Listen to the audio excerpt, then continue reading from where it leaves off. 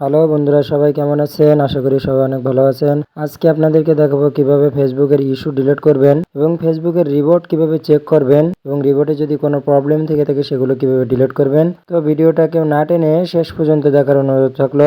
এজন্য প্রথমে আপনার প্রোফাইল ড্যাশবোর্ডে যান। প্রোফাইল ড্যাশবোর্ড থেকে স্ক্রল করে নিচে এসে দেখবেন সাপোর্ট লেখাটা আছে, এখানে ক্লিক করবেন।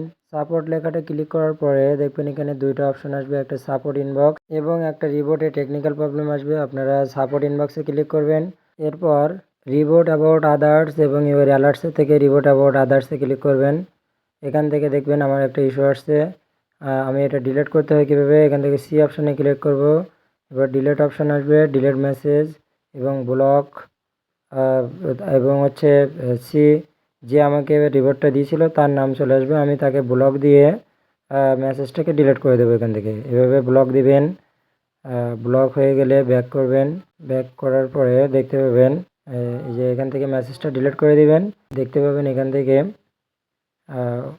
মেসেজটা কিন্তু ডিলিট হয়ে যাচ্ছে। দেখতে পাচ্ছেন এখানে নো রিপোর্টস চলে আসছে। এবারে ইউর অ্যালার্টসে যাবেন। এখানে দেখেন অনেকগুলো 1 2 3 4 5 ছয়টা। এই ছয়টা থেকে কিভাবে আপনারা ডিলিট করবেন, আপনারা আপনাদের প্রোফাইলে আবার ঢুকবেন, আবার প্রোফাইলে আসবেন। প্রোফাইলের ভিতরে এসে যে ভিডিওগুলোতে আপনার ইস্যু ধরেছে সেই ভিডিওগুলোকে আপনার এখান থেকে ডিলিট করতে হবে। তো আমি খুঁজে খুঁজে সেই ভিডিওগুলো বের করব। সেই ভিডিওগুলোকে এখান থেকে খুঁজে খুঁজে বের করে আমি ডিলিট করে দেবো। এই ভিডিওগুলো কিন্তু এখান থেকে ডিলিট করে দেওয়ার পরেই আমার কাজ হয়ে যাবে। দেখুন আমি ভিডিওটি খুঁজে বের করছি, এটা আমার ভিডিও। এখানে থ্রি ডটে ক্লিক করব, ডিলিটে ক্লিক করব। ডিলিটে ক্লিক করলে আমার কাজ কিন্তু শেষ। এখন আমি আমার প্রোফাইল চেক করব, দেখব সেগুলো চলে গেছে কিনা। এই জন্য আবারও সাপোর্টে চলে আসব। সাপোর্ট থেকে সাপোর্ট ইনবক্সে ক্লিক করব। সাপোর্ট ইনবক্সে গিয়ে ইউর অ্যালার্টসে ক্লিক করব। দেখব আমার এখান থেকে সব ধরনের রিপোর্ট কিন্তু চলে গেছে, নো ভায়োলেশন চলে আসছে। এভাবে আপনারা আপনাদের অ্যালার্টগুলো ডিলিট করতে পারবেন এবং আপনারা চেক করে দেখে নিতে পারবেন।